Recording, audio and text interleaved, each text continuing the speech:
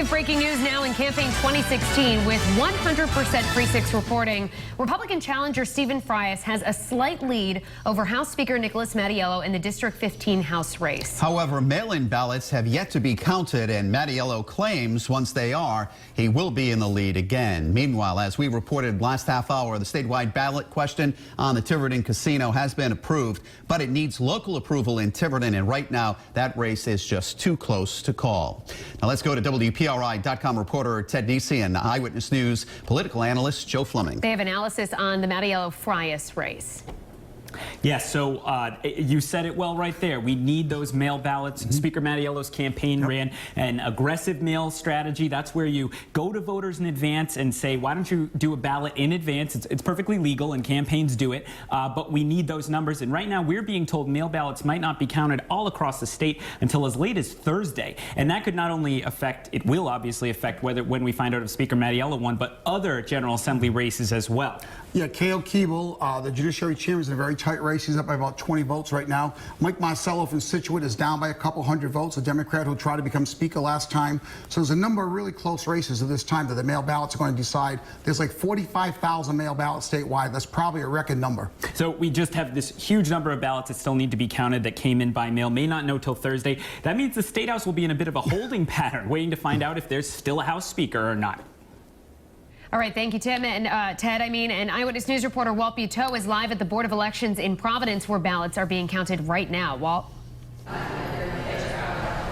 Actually, so the counting is done for the night. 29,000 mail-in and emergency ballots counted tonight. Now, they have 42,000 applications. The reason they couldn't count the rest is because they need the application and the ballot together, and in some cases, the application comes after the ballot. So the counting will continue tomorrow. Meanwhile, we just talked to Brendan Bell, the head of the GOP in Rhode Island, and he is saying cautiously optimistic, but also saying that that the lead against the Speaker right now is a huge message against the Speaker, and that he believes that 147 could very well hold up. But in the meantime, he says he will be celebrating, at least for tonight, and he'll be back here tomorrow as they count those absentee ballots. About 600 absentee ballots, so anything can happen. And of course, Mr. Bell, skeptical to some degree about how those absentee ballots might be handled. So he'll be here watching. I'm sure a lot of people will be here watching tomorrow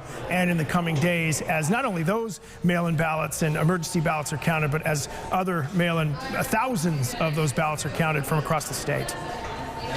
All right, thank you, Walt. And Governor Gina Raimondo and other state Democrats are watching the results in Providence. Eyewitness News reporter Kelly Sullivan joins us live from the Biltmore. Kelly. Shannon, Mike, I just spoke with the winner of District 5, Marcia Ranglin-Vassell. Now, she beat out the House Majority Leader John DeSimone during the primary. He did do a write-in campaign for this election, but she received the endorsement of Mayor Jorge Elorza and also House Speaker Nicholas Mattiello. Here's what the Providence teacher told me about what she hopes to accomplish. Well, I won the primary, so that was really, really sweet. It was a win for District 5 for all the voters. And then there was the write-in, and, you know, I worked really hard, just I've always worked, and I knew I would be victorious tonight.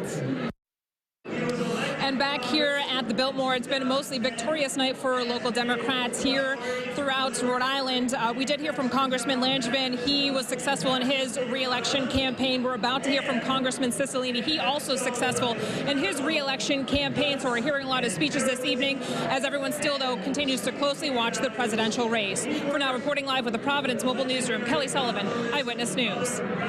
Thank you, Kelly. And meanwhile, Rhode Island's Republicans are gathering for a watch party right now in Cranston. And we find Eyewitness News reporter Steve Nielson there. Steve? Well, we just spoke with Steven Frias just literally about 15 seconds ago for his first interview. He is very excited right now. He says he's nervous and optimistic. Doesn't sure what's going to happen, but he knows he has the lead right now going into those mail ballots and is surprised that Nicholas Mattiello has declared victory already. He says that he's just going to wait until Thursday to see what happens. He wrote 2 speeches tonight, a victory speech and a concession speech, and now he doesn't know what speech he's going to give. We'll send it back to you. All right, thank you very much, Steve, and we'll have another live update coming up in 25 minutes. Stay with Eyewitness News for campaign 2016 coverage all evening long.